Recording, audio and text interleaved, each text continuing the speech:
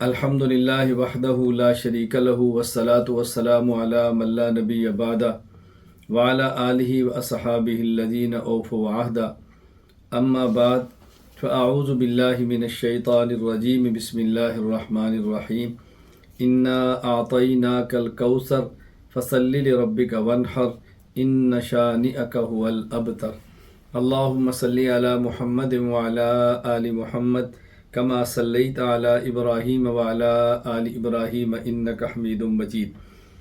مسائل قربانی پر ہمارے اسباق چل رہے تھے۔ آج ہے سبق نمبر 5، شرکاء اور ان کی تعداد، یعنی قربانی کے کس جانور میں کتنے لوگ شریک ہو سکتے ہیں۔ اہل سنت والجماعت احناف کا موقف یہ ہے کہ قربانی کا جانور اگر اونٹ، گائے، بھینس ہو تو اس میں 7 آدمی شریک ہو سکتے ہیں۔ 7 سے زائد آدمیوں کی شرکت اونٹ یا گائے اور بھینس کے اندر جائز نہیں ہے۔ فتاوی عالمگیریہ الباب الثامن فیما یتعلق بالشرکۃ فی الضحایا یجب ان یعلم ان الشاة لا تجزئ الا عن واحد وان كانت عظیمہ والبقر والبعیر یجزئ عن 7۔ یہ بات سمجھنا ضروری ہے کہ بکری ایک ہی شخص کی طرف سے کافی ہوتی ہے اور گائے کے علاوہ اونٹ، اس میں 7 آدمی شریک ہو سکتے ہیں۔ گائے اور اونٹ، بھینس، اس میں 7 آدمی شریک ہو سکتے ہیں۔ اہل سنت والجماعت احناف کے دلائل۔ دلیل نمبر 1، صحیح مسلم باب الاشتراک فی الہدی و اجزاء البقرہ۔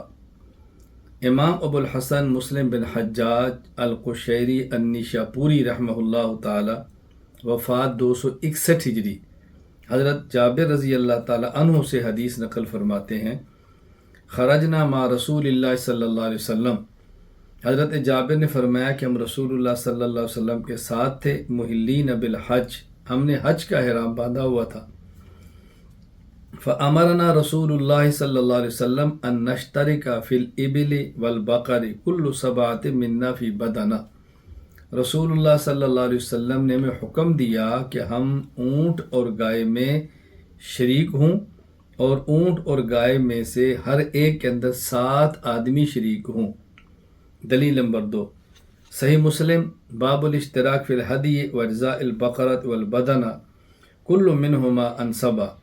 امام ابو الحسن مسلم بن حجاج القشیری النیشاپوری رحمہ اللہ تعالی، وفات 261 ہجری، حضرت جابر رضی اللہ تعالی عنہ سے روایت نقل فرماتے ہیں، نحرنا مع رسول اللہ صلی اللہ علیہ وسلم عام الحدیبیہ البدنۃ عن 7 والبقر عن 7۔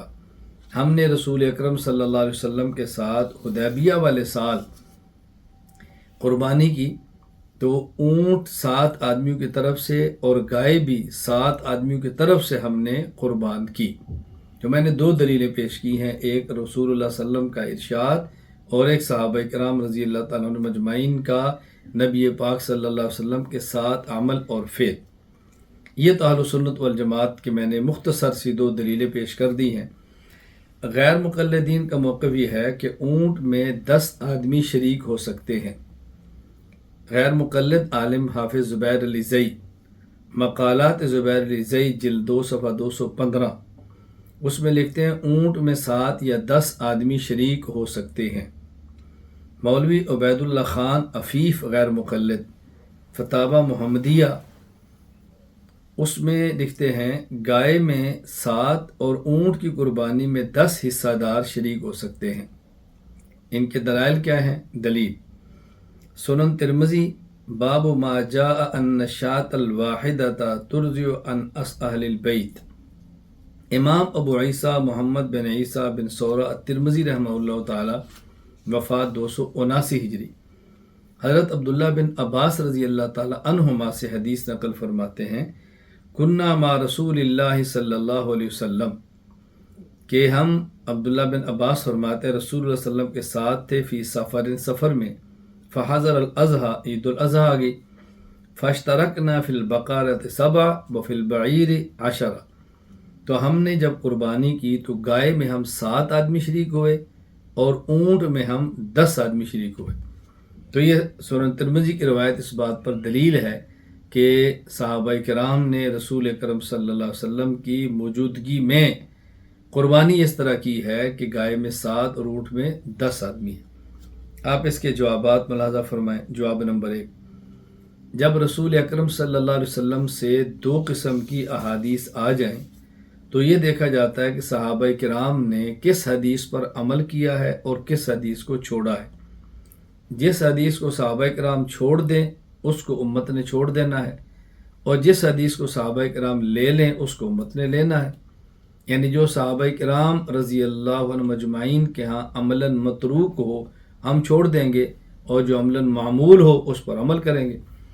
چنانچہ سنن ابی داؤد باب من لا یقطع صلاۃ شیء میں حضرت امام ابو داؤد سلیمان بن الاشعث السجستانی رحمہ اللہ وفات 275 ہجری یہی ضابطہ بیان فرماتے ہیں، اذا تنازل خبران الرسول اللہ صلی اللہ علیہ وسلم نظر الی ما عمل به اصحابہ من بعد۔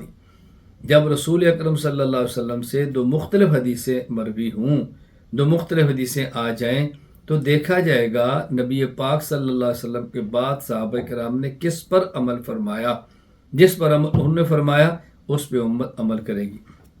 اسی طرح سنن ابی داؤد باب لحم سید للمحرم کے تحت امام ابو داؤد سلیمان بن اشعث سجستانی رحمہ اللہ وفات 275 ہجری اسی ضابطے کو بیان فرماتے ہیں، اذا تنازل خبران عن النبی صلی اللہ علیہ وسلم ينظر بما اخذ به اصحابہ۔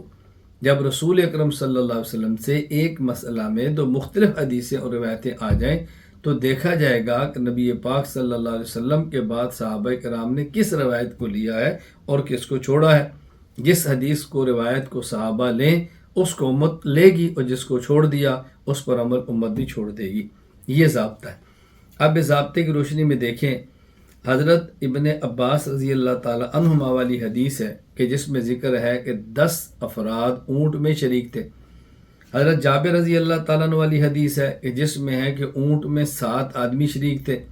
اب حدیثیں 2 آ گئی، اور ان میں سے صحابہ کرام نے حضرت جابر والی روایت کو لیا ہے کہ اونٹ میں 7 آدمی شریک تھے۔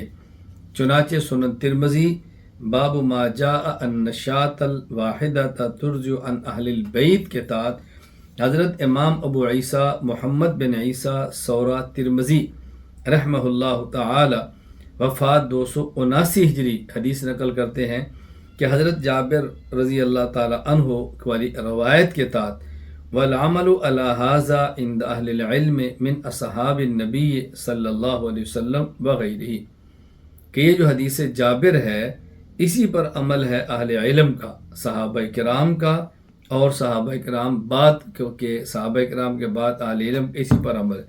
تو گویا حضرت عبداللہ بن عباس رضی اللہ عنہ والی حدیث کے جس میں ہے کہ اونٹ میں 10 آدمی شریک تھے، اس کو صحابہ نے چھوڑ دیا۔ حضرت جابر رضی اللہ عنہ والی حدیث کی جس میں ہے کہ اونٹ میں 7 آدمی شریک تھے، صحابہ کرام نے اس کو لیا ہے۔ لہٰذا اس اصول کا تقاضا یہ ہے حدیث جابر 7 حصوں والی حدیث کو لیا جائے، حدیث ابن عباس رضی اللہ عنہ والی 10 حصوں والی حدیث پاک پر عمل چھوڑ دیا جائے۔ جواب نمبر 2، محدثین کا طرز یہ ہے کہ جب ایک مسئلہ پر 2 حدیثیں آ جائیں اور ایک حدیث وہ پہلے ذکر کریں اور اس کے مخالف دوسری حدیث بعد میں ذکر کریں تو ان کے گویا وہ حدیث منسوخ ہوتی ہے جس کو پہلے لاتے ہیں، اور وہ حدیث ناسخ ہوتی ہے جس کو بعد میں لاتے ہیں۔ چنانچہ شرح مسلم للنووی باب الوضوء مما مست النار کے تحت امام ابو زکریا یحییٰ بن شرف النووی رحمہ اللہ وفات 676 ہجری تحریر فرماتے ہیں، وہذی عادت مسلم وغیرہ من ائمۃ الحدیث یذکرون الاحادیث التی یرونها منسوخۃ ثم یعقبون بالناسخ، کہ یہ حضرت امام مسلم اور دیگر محدثین کی مبارک عادت ہے کہ جو حدیث ان کا منسوخ ہو اس کو پہلے لاتے ہیں اور جو ان کا ناسخ ہو وہ بعد میں لاتے ہیں۔ اب دیکھ لیں یہی جو 2 حدیثیں ہیں حضرت جابر رضی اللہ تعالیٰ عنہ والی اور حضرت عبداللہ بن عباس رضی اللہ تعالیٰ عنہما والی، حضرت جابر رضی اللہ تعالیٰ عنہ والی حدیث کے جس میں ہے کہ اونٹ میں 7 آدمی شریک ہوں گے، یہ بعد میں ہے، اور حضرت عبداللہ بن عباس والی حدیث کے جس میں ہے کہ اونٹ میں 10 آدمی شریک ہو گئے، یہ پہلے ہے۔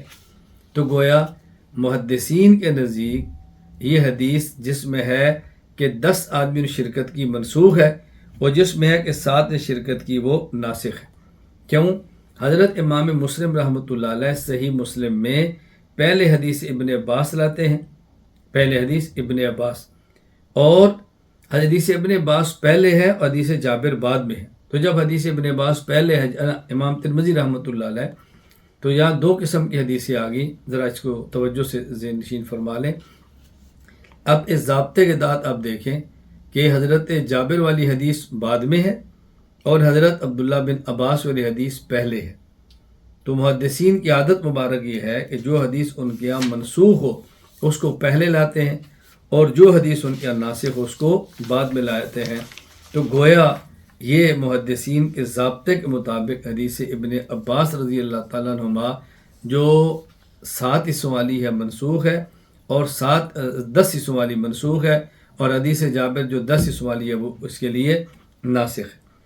جواب نمبر 3، یہاں 2 حدیثیں ہیں، ایک حدیث عبداللہ بن عباس رضی اللہ عنہما جس میں ہے کہ 10 آدمی اونٹ میں شریک ہوئے، یہ حدیث فعلی ہے، یعنی فعل ہے، اور حدیث جابر رضی اللہ تعالیٰ عنہ کہ رسول اللہ صلی اللہ علیہ وسلم نے ہمیں حکم دیا کہ ہم شرکت کریں قربانی میں، اور کس طرح اونٹ میں بھی 7 اور گائے کے اندر بھی 7۔ تو حدیث ابن عباس کے جس میں ہے کہ اونٹ میں 10 اور گائے میں 7، یہ حدیث فعلی ہے، عمل ہے، اور حدیث ابن عباس رضی اللہ عنہما وہ فعلی بھی ہے لیکن یہ قولی حدیث ہے کہ اللہ کے نبی نے ہمیں حکم دیا تھا کہ اونٹ کے اندر تم 7 شریک ہو جاؤ اور گائے کے اندر بھی 7 شریک ہو جاؤ۔ تو جب حدیث قولی اور فعلی آ جائے تو اس وقت ترجیح وہ حدیث قولی کو ہوتی ہے، چنانچہ یہ ضابطہ موجود ہے شرح مسلم للنووی باب تحریم نکاح المحرم۔ حضرت امام ابو زکریا یحییٰ بن شرف النووی رحمہ اللہ تعالی وفات 676 ہجری یہ ضابطہ بیان فرماتے ہیں، انہ تعارض القول والفعل والصحیح حینئذ عند الاصولیین ترجیح القول، کہ جہاں قولی اور فعلی حدیث میں تعارض ہو تو پھر اصولیین کے ہاں جو اصول فقہ کے ماہر ہیں ان کے ترجیح اس حدیث کو ہوگی جو کہ حدیث قولی ہے۔ تو میں نے آپ خدمت جوابات دیے، آپ ان جوابات کو اچھی طرح ذہن نشین فرمائیں۔ ایک ہے گائے اور اونٹ کا مسئلہ اور ایک ہے بکری کا مسئلہ۔ اہل سنت والجماعت کا موقف یہ ہے کہ قربانی کا جانور جو چھوٹا ہے، بکری یا بھیڑ، وہ ایک ہی آدمی کی طرف سے قربانی کیا جا سکتا ہے، ایک سے زائد آدمیوں کی طرف سے وہ جانور قربانی میں ذبح نہیں کیا جا سکتا۔ چنانچہ فتاوی عالمگیریہ الباب الثامن، یجب ان یعلم ان الشاة لا ترضع الا عن واحد وان كانت عظیمہ، کہ یہ بات ذہن نشین فرما لیں کہ بکری ایک ہی شخص کی طرف سے قربانی کی جاتی ہے، اگرچہ بکری کتنی ہی بڑی کیوں نہ ہو۔ یہی حکم بھینس کا بھی ہے، یہی حکم بھیڑ کا بھی ہے، یہی حکم دمبے اور دمبی کا بھی ہے۔ دلائل: سنن ابن ماجہ کتاب الاضاحی باب کم یرضع من الغنم عن البدن کے تحت حضرت امام ابو عبداللہ محمد بن یزید ابن ماجہ رحمہ اللہ وفات 273 ہجری حدیث نقل فرماتے عبداللہ بن عباس رضی اللہ تعالیٰ عنہما سے ان النبی صلی اللہ علیہ وسلم اتاہ رجل، رسول اللہ صلی اللہ علیہ وسلم خدمت میں ایک شخص آئے اور انہیں عرض کیا ان علی بدنا، اللہ کے نبی میرے اوپر بڑا جانور ذبح کرنا واجب ہے، وَأَنَا مُوسِرٌ بِهَا، اور میں صاحب حیثیت ہوں بڑا ذبح کر سکتا ہوں، وَلَا أَجِدُهَا، لیکن بڑا جانور نہیں مل رہا، میں کیا کروں؟ آپ نے فرمایا فَأَشْتَرِيهَا، میں اس کو یعنی کیا کروں، مجھے مل نہیں رہا کہ میں اس کو خریدوں اور ذبح کروں۔ فَأَمَرَهُ النَّبِيُّ صلی اللہ علیہ وسلم أَن يَبْتَعَ سَبْعَ شِيَاطٍ فَيَذْبَحُهُنَّ، تو رسول اکرم صلی اللہ علیہ وسلم نے ان کو حکم دیا کہ تم 7 بکریاں لے کر ذبح کر دو۔ اب دیکھیں اس حدیث میں رسول اللہ صلی اللہ علیہ وسلم نے بڑے جانور کو 7 بکریوں کے برابر شمار کیا ہے، بڑے جانور کو 7 بکریوں کے برابر۔ وہ کہتا ہے کہ میرے اوپر جانور بڑا واجب ہے اور بڑا مجھے مل نہیں رہا، پیسے ہیں مل نہیں رہا، تو آپ فرمایا 7 بکریاں لے لو۔ تو بڑے جانور کو 7 بکریوں کے برابر شمار کرنا اس بات کی دلیل ہے کہ ایک بکری ایک آدمی کی طرف سے ہوتی ہے، ایک سے زائد آدمی کی طرف سے نہیں ہوتی۔ یہاں ایک بات سمجھ لیں کہ آخر کیا وجہ تھی اس آدمی پر ایک بڑا جانور ذبح کرنا ضروری تھا۔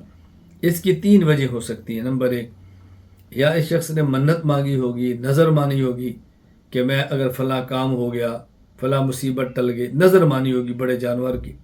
نمبر 2، یا اس نے حالت حرام میں کسی بڑے جانور کا شکار کر لیا ہوگا تو بطور زمان اس کے اوپر بڑا جانور ذبح کرنا واجب ہوا۔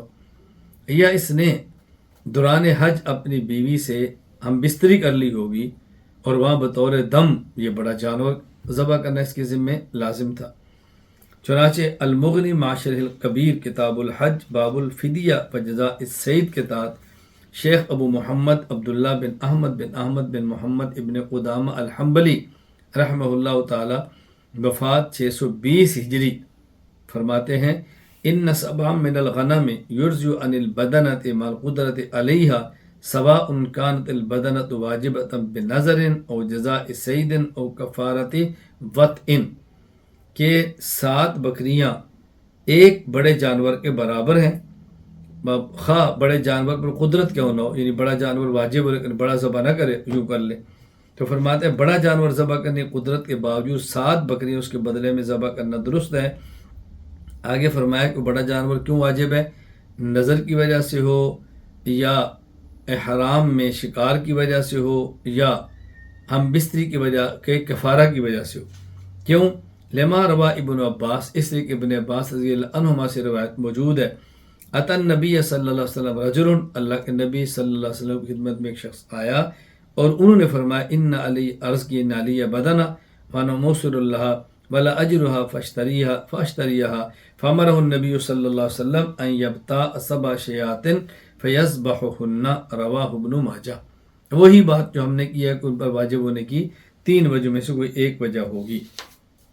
دلیل نمبر 2، شیخ الاسلام مولانا ظفر احمد عثمانی رحمہ اللہ تعالی وفات 1394 ہجری، اعلاء السنن باب ان البدنۃ عن 7 کے تحت فرماتے ہیں قال ابن عمر رضی اللہ عنہما الشاۃ عن واحد، عبداللہ بن عمر رضی اللہ عنہ کا فتویٰ ہے کہ ایک بکری ایک شخص کی طرف سے قربانی کی جا سکتی ہے۔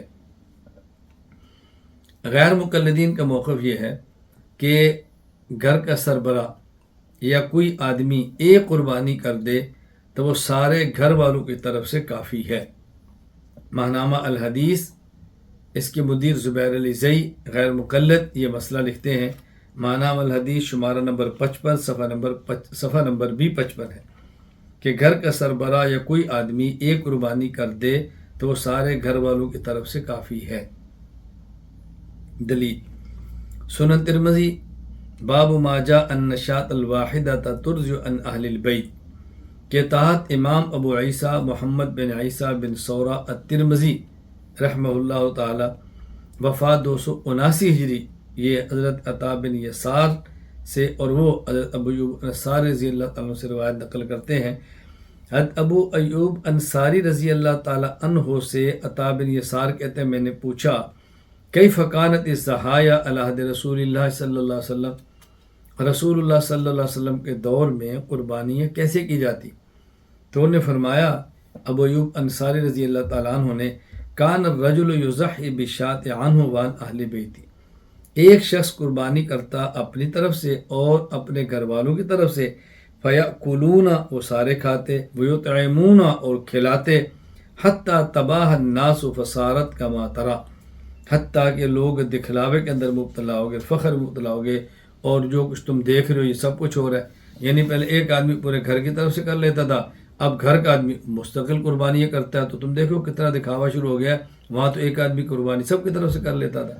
تو کہتے ہیں اس بات کی دلیل ہے کہ ایک سربراہ کافی، سب کی طرف سے کافی، سب کی طرف سے مراد بیوی ہے اس پر قربانی واجب ہے، اس کو بھی ضرورت نہیں، بچہ ہے بالغ ہے قربانی واجب اس کو ضرورت نہیں، گھر کے سربراہ نے کر لی ہے تو سب کی طرف سے کافی ہے۔ دلیل نمبر 2، اصل الکبریٰ للبیہقی باب الرجل یضحی عن نفسہ وعن اہل بیتی، اس کے تحت امام ابو بکر احمد بن حسین بن علی بن موسیٰ البحقی رحمہ اللہ تعالی وفات 458 ہجری روایت نقل فرماتے ہیں ابی سریحہ الغفاری حذیفہ بن اسید رضی اللہ تعالیٰ عنہ سے، وہ فرماتے ہیں قال کان اہل البیت یضحون بالشاۃ فالآن یبخلنا جیراننا، کہتے ہیں کہ اہل بیت قربانی کیا کرتے تھے، ذبح کرتے تھے، قربانی کرتے ایک بکری کی، اور یعنی پورے گھر والے، اہل بیت سے مراد سارے گھر والے ایک ہی بکری ذبح کر لیتے تھے، اور آج تم دیکھو کہ ہمارے پڑوسی ہمیں بخیل ہونے کا طعنہ دیتے ہیں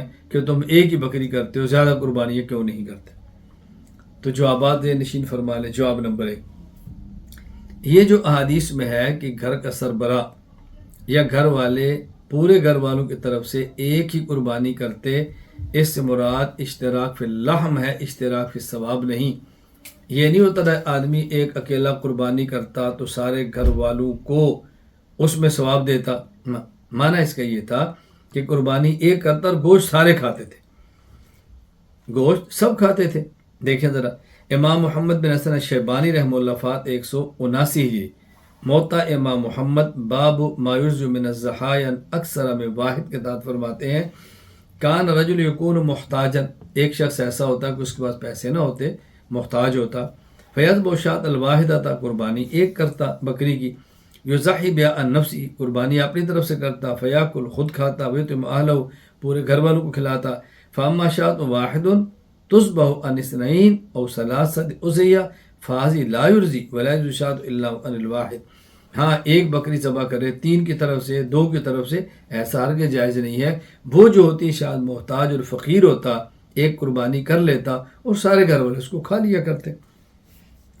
اچھا، اسی طرح التعلیق الممجد علی موت الامام محمد باب ما یرجو من الضحایا اکثر ام واحد کے تحت علامہ عبدالحی لکھنوی رحمہ اللہ فات 1204 ہجری فرماتے ہیں انه محمول علامہ اذا کان رجل محتاجا الی اللحم او فقیرا لا یجب علیہ الاضحیہ، اس حدیث کا معنی یہ ہے ایک آدمی محتاج ہوتا، فقیر ہوتا، اس پر قربانی واجب نہیں ہوتی تھی، فیذبح شاۃ الواحد عن نفسی، وہ ایک قربانی کر لیتا اپنی طرف سے، ویطعم اللحم اہل بیتی، اور سارے گھر والوں کو گوشت کھلاتا، او یشرکم فی الثواب فذلک جائز، یا چونکہ اس پر قربانی واجب نہیں تھی، نفلی قربانی تھی، تو سب کو اس کا ثواب دے دیتا، اور یہ جائز ہے۔ فاما الاشتراک فی الشاۃ الواحدہ فی الاضحیۃ الواحدہ فلا، ہاں البتہ ایک بکری ذبح کرنا یعنی سب کی طرف سے جن پر قربانی واجب ہو، یہ جائز نہیں ہے۔ جواب نمبر 2، دیکھیے ہمارا موقف یہ ہے کہ ہر عاقل بالغ صاحب نصاب شخص پر صرف اپنی جانب سے قربانی واجب ہے، اپنی نابالغ اولاد کی جانب سے قربانی واجب نہیں۔ جب نابالغ اولاد کی جانب سے گھر کے سربراہ پر قربانی واجب ہی نہیں، تو ایک قربانی کے پورے گھرانے کی طرف سے کافی ہونے کا کوئی معنی نہیں ہے۔ اچھا، اسی طرح نیز حدیث ابی سریحہ کے بعض طرق میں اس بات کی تصریح ہے کہ ایک گھر والے 1 یا 2 بکریاں ذبح کرتے تھے، توجہ رکھیں 1 یا 2 بکریاں، تو جب ایک بکری سارے گھر والوں کی طرف سے کافی ہے تو پھر 2 بکریاں کیوں کرتے؟ اس کا مطلب یہ ہے کہ قربانی اپنی طرف سے کرنی ہوتی تھی، اور کبھی گھر کا سربراہ ایک ہوتا ہے، کبھی ایک گھر میں سربراہ 2 ہوتے ہیں، یعنی مثلا 2 بھائی ہیں اور دونوں کی اولاد ہے اور دونوں ایک گھر میں رہتے ہیں اور دونوں گھر کے سربراہ شمار ہوتے ہیں، تو ایک سربراہ ایک قربانی کر لیتا اور دوسرا سربراہ دوسری قربانی کر لیتا۔ تو اگر ایک سربراہ کی طرف سے کی گئی قربانی تمام کی طرف سے کافی ہوتی تو پھر ایک ہی گھر میں 2 قربانی کرنے کی ضرورت ہی نہیں ہے۔ دیکھیں سنن ابن ماجہ حدیث نمبر 3148، امام ابو عبداللہ محمد بن یزید ابن ماجہ رحمہ اللہ وفات 273 ہجری فرماتے ہیں ان ابی سریحہ رضی اللہ عنہ قال کان اہل البیت یضحون بالشاۃ والشاتین والآن یبخلنا جیراننا، یعنی گھر کا سربراہ ایک قربانی کرتا یا گھر کا سربراہ 2 قربانیاں کرتا، 1 بکری یا 2 بکریاں، اور آج لوگ ہمارے پڑوسی میں طعنہ دیتے ہیں بخل کا کہ تم قربانیاں زیادہ کیوں نہیں کرتے۔ تو اگر 1 بکری سب کی طرف سے کافی ہے تو 2 بکریوں کے ذبح کرنے کا کوئی مطلب ہی نہیں ہے نا۔ اسی طرح اعلیٰ سنن حضرت علامہ ظفر احمد عثمانی رحمہ اللہ تعالی وفات 1396 ہجری، وہ اس میں تحریر فرماتے ہیں اما قول ابی ایوب الانصاری رضی اللہ عنہ کان رجل فی عہد النبی صلی اللہ علیہ وسلم یضحی بشات عنہ وعن اہل بیتی حتی تباہ الناس۔ فرمائے جو ابو ایوب انصاری فرماتے کہ رسول اللہ صلی اللہ علیہ وسلم کے دور میں ایک آدمی قربانی کرتا بکری کی اپنی جانب سے اور اپنے گھر والوں کی جانب سے۔ اب لوگوں نے فخر شروع کر دیا، اور ابی سریحہ کا قول کان اہل البیت یضحون بالشاۃ والشاتین والآن یبخلنا جیراننا، کہ کبھی دور یہ تھا کہ گھر کے سربراہ ایک بکری دیتا یا 2 بکریاں ذبح کرتا، آج ہمارے پڑوسی میں بخل کا طعنہ دیتے ہیں۔ فہو حجت لنا لا علینا، یہ ہماری دلیل تو ہے، ہمارے خلاف دلیل نہیں ہے۔ توجہ کیوں؟ فإنا لا نقول بوجوب الأضحیۃ علی الموسر اولادی، ہم یہ تو نہیں کہتے جو مالدار ہے اس پر اولاد کی طرف سے بھی قربانی واجب ہے، ہم یہ تو نہیں کہتے اولاد کی طرف سے بھی واجب ہے۔ اچھا، ولا ان زوجت، انعام کہتا ہے کہ بیوی کی طرف سے واجب ہے۔ انما علی ان یضحی عن نفسی، ہم کہتے ہیں قربانی اپنی طرف سے کرے، یہی اس پر واجب ہے، اور یہی مراد ہے ابو ایوب انصاری اور حضرت ابو سریحہ انصاری رضی اللہ تعالی عنہما کی کہ ان الاغنیاء المیاسیر لم یکونوا یصحون عن اولادہم الصغار ولا عن اہل بیتی، کہ یہ دونوں حضرات اپنے چھوٹے بچوں کی طرف سے اور بیوی کی طرف سے بکری ذبح نہیں کرتے تھے، قربانیاں نہیں کرتے تھے، یہاں تک کہ فخر ہو گیا تو لوگ ہر ایک کی طرف سے کر رہے ہیں۔ بل اجل ذالک قال ابو سریحہ، اسی ابو سریحہ فرماتے ہیں کان اہل البیت یضحون بالشاۃ والشاتین، گھر کا سربراہ کبھی ایک اور کبھی 2 بکریاں ذبح کرتا۔ ولو کان ذالک للاشتراک لم یکن حاجہ الی ازید من شاۃ اصلا، اور اگر ایک قربانی سب کی طرف سے کافی ہے تو پھر ایک سے زائد بکری ذبح کرنے کی ضرورت ہی کیا تھی۔ ولکن الیسار انما کان لقیم اہل البیت، لقیم البیت، ہاں عام طور پہ گھر کے سربراہ کو دیکھا جاتا ہے مالدار ہے یا نہیں۔ ولا یکون لاہل البیت الا قیم واحد او اثنان غالبا، اور گھر کا سربراہ عموماً ایک ہوتا ہے اور کبھی 2 بھی ہوتے ہیں۔ اس وجہ سے اہل البیت یضحون بشاۃ والشاتین، کبھی ایک بکری ذبح کرتے کبھی 2 کرتے۔ ولم یکونوا یضحون عن الصغار ولا عن الکبار الفقراء، اور چھوٹے بچوں اور بڑے فقیر بچوں کی جانب سے وہ قربانیاں نہیں کرتے تھے۔ فلا دلیل فی علی اجزاء شاۃ اہل البیت کل اذا کانوا اغنیاء، اس میں اس بات کی دلیل نہیں ہے کہ اگر بالغ بچے ہوں، صاحب نصاب بھی ہوں، تو گھر کے سربراہ قربانی کرنا ان کی طرف سے کافی ہے، قطعاً اس کا ذکر نہیں۔ یہ بات اچھی طرح ذہن نشین فرما۔ جواب نمبر 3، تیسرا جواب یہ ہے کہ یہ نفلی قربانی تھی، یہ نفلی قربانی تھی، اور نفلی قربانی انسان اپنی طرف سے بھی کر سکتا ہے اور اپنے گھر کیا پوری امت کی طرف سے کر سکتا ہے۔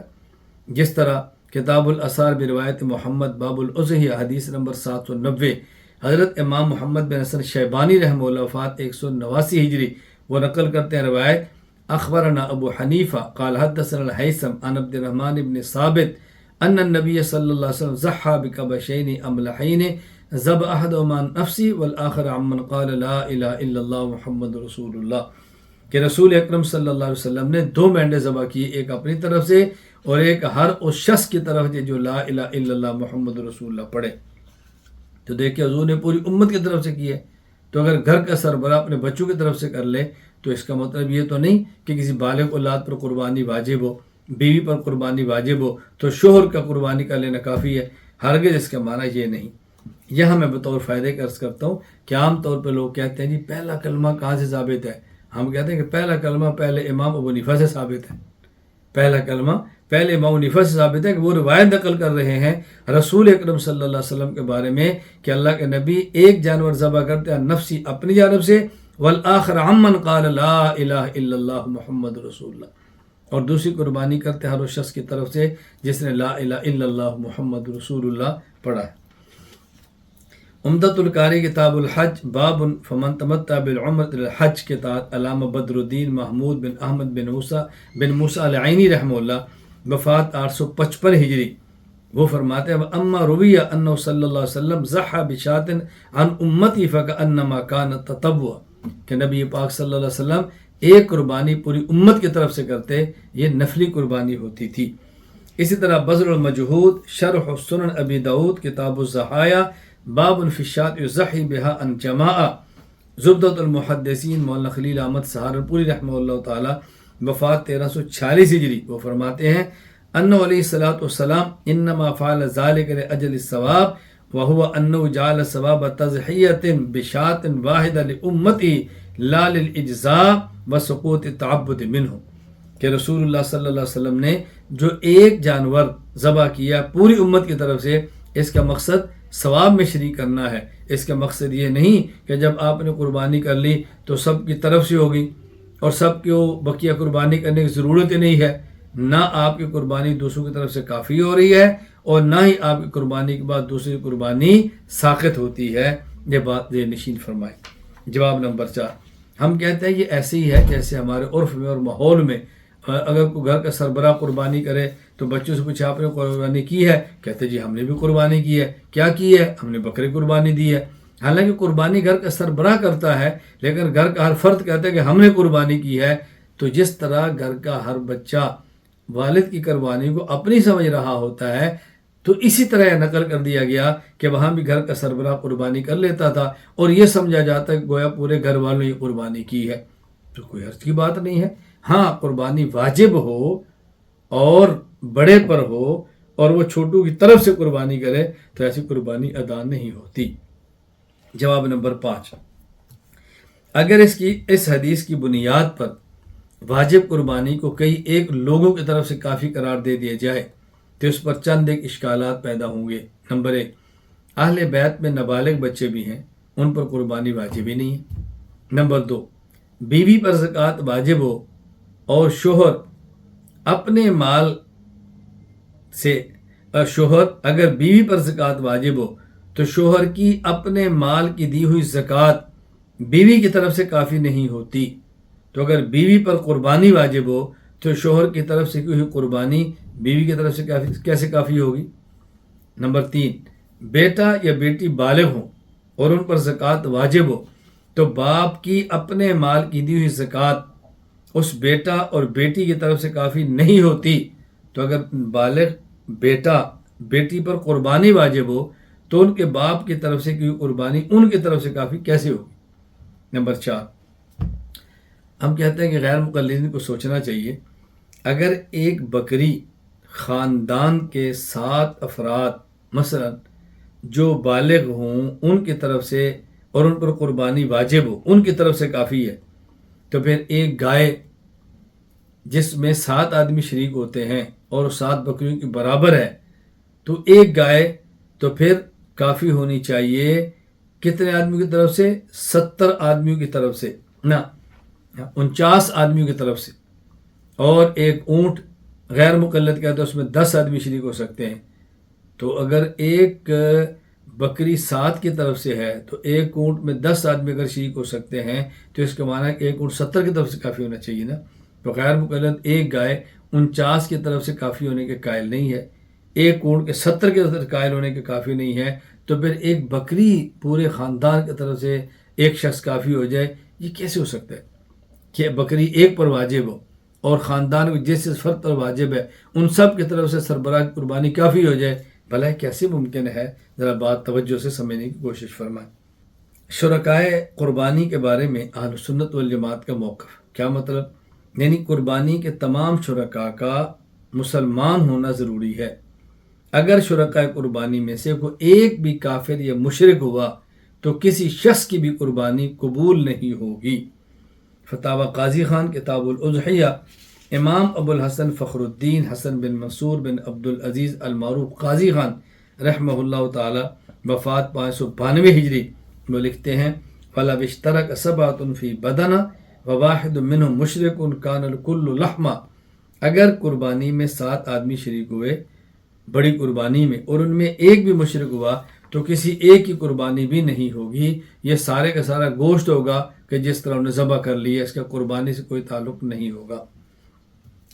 فتاوی علمگیریہ الباب الثامن فيما يتعلق بالشركة في الضحايا، ولو كانت أحد الشركاء ذميا كتابيا أو غير كتابيا وهو يريد اللحم أو يريد القربة في دين لم يجزئهم عندنا۔ اگر شرکاء میں سے ایک شخص بھی کافر ہوا اور اس نے بھی جانور میں اپنا حصہ ڈالا گوشت کی وجہ سے یا ان کے دین میں وہ قربانی کا ان کے دین میں ہو اس بنیاد پر، تو کسی ایک شخص کی طرف سے بھی قربانی ادا نہیں ہوگی۔ دلیل یہ ہے قربانی کرنا ایک نیکی ہے اور قربت ہے، اور کسی بھی نیک عمل کی قبولیت کے لیے ایمان شرط ہے۔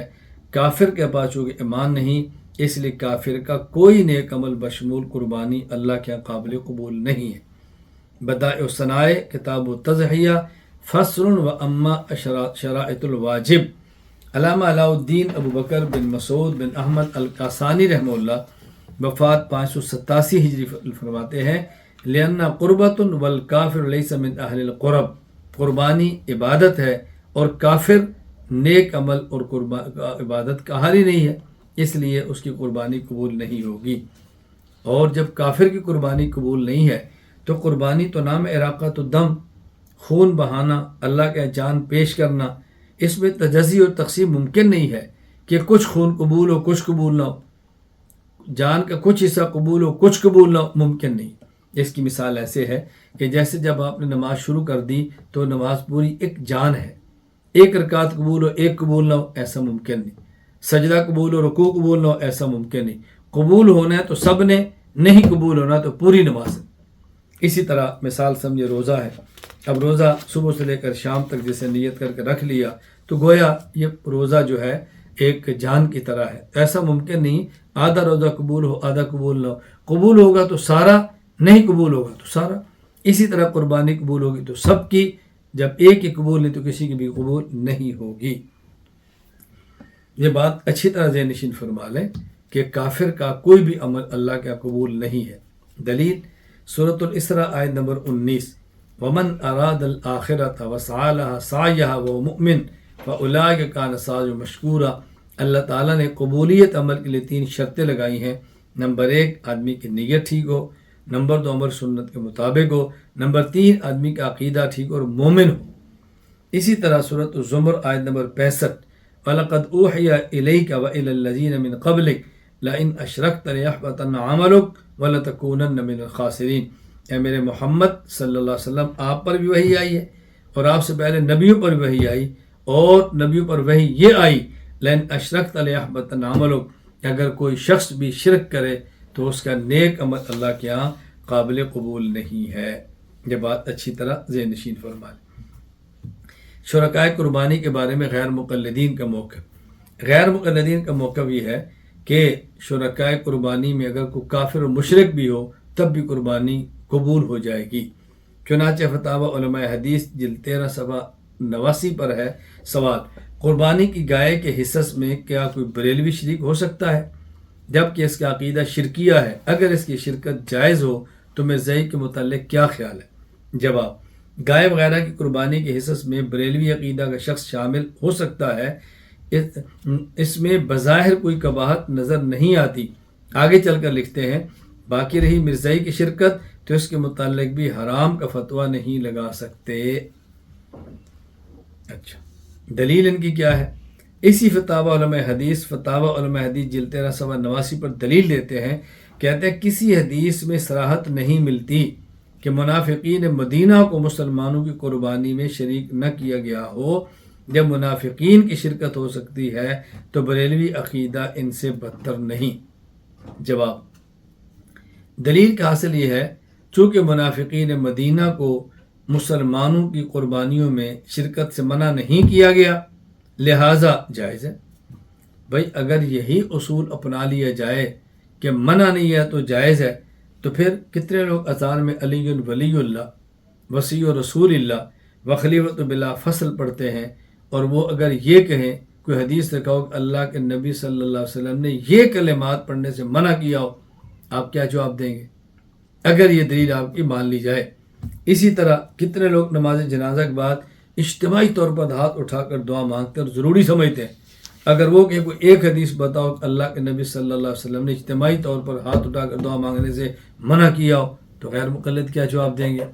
اسی طرح ایک شخص فجر کے 2 فرائض کی بجائے 3 فرض پڑھے اور ظہر کے 4 فرائض کی بجائے 6 پڑھے، اور یہ کہ ایک حدیث دکھاؤ کہ رسول اللہ صلی اللہ علیہ وسلم نے فجر کے 3 پڑھنے سے یا 4 پڑھنے سے، ظہر کے 6 پڑھنے سے منع کیا ہو، تو بتائیں غیر مقلدین اس کو دلیل کیا دیں گے؟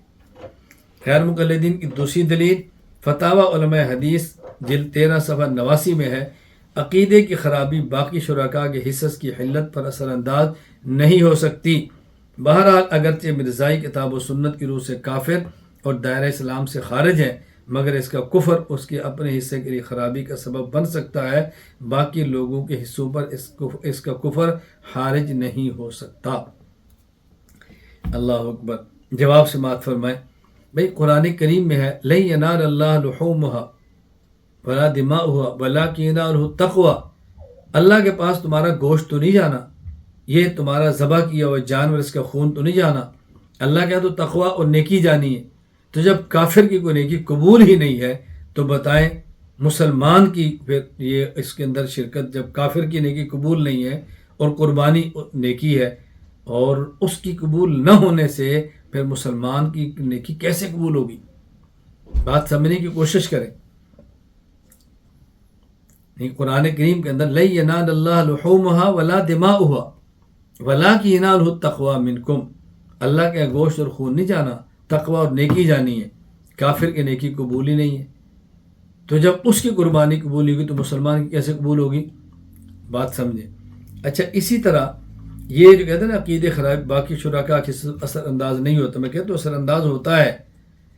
قربانی سے مقصود گوشت نہیں، قربانی سے مقصود اللہ کے راستے میں جان کا ذبح کرنا ہے، جان پیش کرنا ہے، خون کو بہانا ہے، یہ مقصد ہے۔ اور جب ایک جان تقسیم ہی نہیں ہوتی تو پھر کافر کا جب حصہ قبول نہیں ہوگا تو بتائیں بقیہ کا حصہ کیسے قبول ہوگا؟ بات اچھی طرح سمجھنے کی کوشش کریں۔ اللہ میں بات سمجھنے کی توفیق عطا فرمائے۔